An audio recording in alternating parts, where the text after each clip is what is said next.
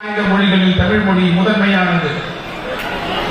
நாம் அறிந்த மொழிகளிலே தமிழ் மொழி போல் இனிதாவது எங்கும் காணும் எனும் பாரதியாரின் கவிதைக்கு இணங்க தமிழ் மொழி இந்தியாவின் சிறந்த செம்மொழியாக திகழ்கிறது.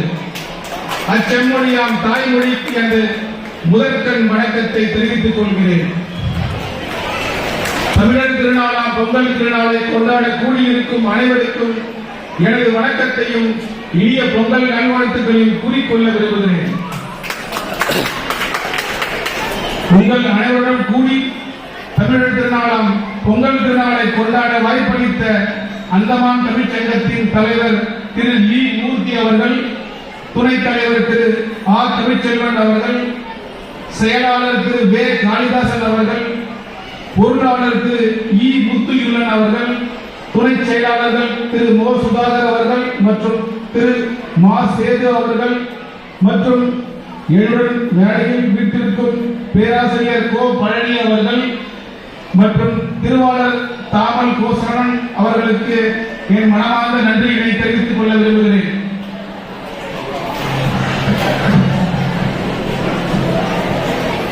தமிழ் போற்றும் நன்னாளாம், உழவர் போற்றும் பொன்னாளாம் பொங்கல் திருநாள் பற்றி பேசுவதில் மிகவும் மகிழ்ச்சி கொள்கிறேன்.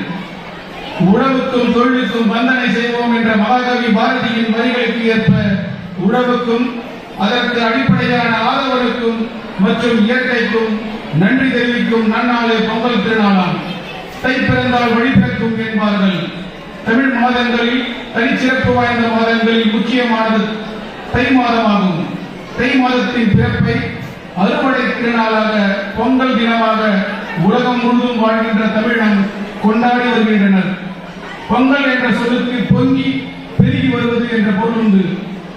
பொங்கல் பண்டிகையை 2000 ஆண்டுகளுக்கு முன்பிருந்தே கொண்டாடப்படுகிறது என்று தமிழ் வரலாற்று ஆய்வாளர்கள் கூறுகின்றனர். சோழர் காலத்தில் பொங்கல் பண்டிகைக்கு புதியீடு என்ற பெயர் இருந்தது. அதாவது ஆண்டின் முதல் அறுவடை என்று அதற்கு பொருள். பொங்கல் திருநாளை பற்றிய குறிப்புகள் முதலாம் குலோத்துங்கனின் வீரராகசுவாமி கோயிலின் கல்வெட்டுகளிலும் மாணிக்க வாசகர் இயற்றிய திருவம்பாயிலும் மற்றும் பல இலக்கியங்களும் காண கிடைக்கின்றது. பொங்கல் என்பது புனகம் என்றும் திருப்புனகம் என்றும் ஒரு காலத்தில் அழைக்கப்பட்டது. இன்று வருகி பொங்கல் என்று அழைக்கப்படுகின்றது. பொங்கல் உழைக்கும் மக்கள் இயற்கை தெய்வமான சூரியனுக்கும் மற்ற உயிர்களுக்கும் சொல்லும் ஒரு நன்றி அறிதலாக கொண்டாடப்படுகிறது. ஆடி மாதத்தில் தேடி வைத்த பயிர்களின் விளைச்சலை அறுவடை செய்து பயனடையும் பருவமே தை மாதமாகும். அந்த அறுவடையில் கிடைத்த நெல்லின் புத்தரிசியும் பால், நெய், வெல்லம் சேர்த்து புதுப்பானையில் இட்டு புத்தடுப்பில் கொதிக்க வைத்து பொங்கலிட்டு சூரியனுக்கும் உழவிற்கு உறுதுணையாக இருந்த கால்நடைகளுக்கும் படைத்து உண்டு மகிழும் விழாவே பொங்கல் விழாவாகும். பொங்கல் திருநாள் 4 நாட்கள் கொண்டாடப்படுகிறது. நாம் அறிவோம், அனைவரும் அறிவோம். முதல் நாள் போகி பண்டிகை, 2ஆம் நாள் தை பொங்கல், 3ஆம் நாள் மாட்டுப் பொங்கல், 4ஆம் நாள் காணும் பொங்கல்.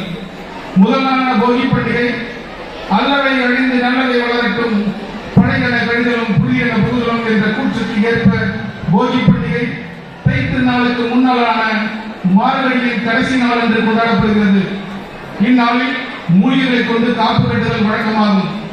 போகி திருநாள் அன்று வீட்டில் உள்ள பழைய தேவையற்ற பொருட்களை அப்புறப்படுத்தப்பட்டு மேளங்கள் முழங்க தீயிடப்பட்டு வீடு சுத்தமாக்கப்படும். வீடு மட்டுமன்று நம் மனதில் இருக்கும் தீய எண்ணங்களும் நீக்கப்பட வேண்டும் என்பது இதன் மெய் தத்துவமாகும். 2ஆம் நாளான தைப்பொங்கல் உழுதுண்டு வாழ்வாரே வாழ்வார் மற்றெல்லாம் தொழுதுண்டு பின் செல்பவர் என்ற திருவள்ளுவரின் திருக்குறள் உழவர்களின் சிறப்பை எடுத்து வைக்கின்றது. இது தை மாதத்தின் முதல் நாளாக கொண்டாடப்படுகிறது. இத்திருநாள் அன்று காலையில் நன்னீராடி புத்தாடை வைத்து வீட்டு முற்றத்தில் புத்தரிசி உண்டு புதுப்பானை விட்டு பொங்கலிட்டு பொங்கல் பொங்கி வரும்போது அனைவரும் பொங்கலோ பொங்கல் என்று கூறி இறைவனை வணங்குவோம். ஞாயிறு போற்றுதும் என்ற சிலப்பதிகார வரிகளின்படி சூரிய கடவுளுக்கு நன்றி செலுத்தும் நாள் இத்திருநாளாகும். இஞ்சியும் மஞ்சளும் கரும்பும் கோலமிடுதலும் இவ்வழிபாட்டின் முக்கிய அங்கங்களாகும். பொங்கல் திருநாளை தை திருநாள், உழவர் திருநாள், தமிழர் திருநாள், அறுவடை திருநாள் என்ற பெயர்களில் அழைக்கின்றனர். மூன்றாம் நாள் மாட்டுப் பொங்கல். மாடு என்ற சொல்லுக்கு செல்வம் என்ற பொருள். செல்வம் தொட்டு திருவள்ளுவர் முறை கூறப்படுகிறது.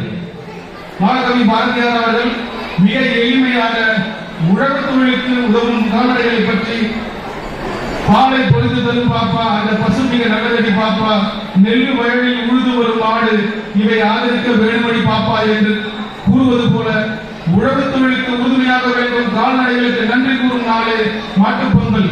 மாடுகளை குளிப்பாட்டி கொம்புகளில் வண்ணம் தீட்டி மாலையிட்டு பொங்கல் படைத்து வணங்குவர். அன்று ஏறு தழுவுதல் என்ற வீர விளையாட்டு நடைபெறும். இன்று இதனை நாம் ஜல்லிக்கட்டு என்று அழைக்கின்றோம். நான்காம் நாள் காணும் பொங்கல். நல்லாரை காண்பதும் நன்றே என்ற பன்மொழிக்கேற்ப நான்காம் நாள் காணும் பொங்கல் கொண்டாடப்படுகிறது. இதனை கன்னி பொங்கல் என்றும் கருப்பண்டிகை என்றும் அழைப்பர். உலகத்திற்கே பொது நிதி வழங்கிய திருவள்ளுவரை போற்றும் விதமாக இந்நாளுக்கு திருவள்ளுவர் தினம் என்ற பெயரும் உண்டு. இத்திருநாளில் ஊற்றாக உறவினர் நண்பர்களை காணுதல் நடைபெறும். உரியடித்தல், வடுமரம் ஏற போன்ற வீர விளையாட்டுகள் நடைபெறும். இது உறவுகளை பலப்படுத்தும் திருநாளாகும். எங்கள் வாழும் எங்கள் வளமும் மங்காத தமிழ் என்று சங்கே உடலில் என்ற பாவேந்தர் பாரதிதாசனின் வரிகளுக்கு இணங்க தமிழ் பண்பாட்டை வெளிப்படுத்தும் நாள் பொங்கல் திருநாளாகும். உழவன் இயற்கைக்கும் நாம் உழவனுக்கும் நன்றி தெரிவிக்கும் நாள் பொங்கல் திருநாள். இத்திருநாளில் இங்கு கூடியிருக்கும் மாணவ செல்வங்களுக்கு எனக்கு மிகவும் பிடித்தமான ஒரு திருக்குறள் ஒன்றை குறிக்கொள்ள விரும்புகின்றேன். தெய்வத்தான் ஆகாது எனினும் முயற்சிகள் மீன்வருக்கு கூலி தரும் என்ற 619வது திருக்குறள் எனக்கு எப்பொழுதும் வழிகாட்டியாக விளங்கிய திருக்குறள் ஆகும்.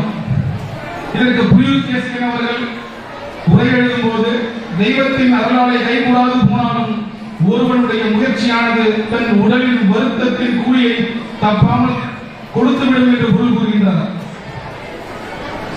இக்குறளின் பொருளை உட்கொண்டு கடினமாக உழைக்குமாறு அனைத்து மாணவ மணிகளுக்கும் வேண்டுகோள் விடுக்கின்றேன். நிறைவுக்கு முன்பாக பொங்குகின்ற பொங்கல் போல் அனைவருக்கும் மனதிலும் இன்பம் பொங்க வேண்டும் என்று கூறி மீண்டும் அனைவருக்கும் குறிப்பாக இந்த வாய்ப்பு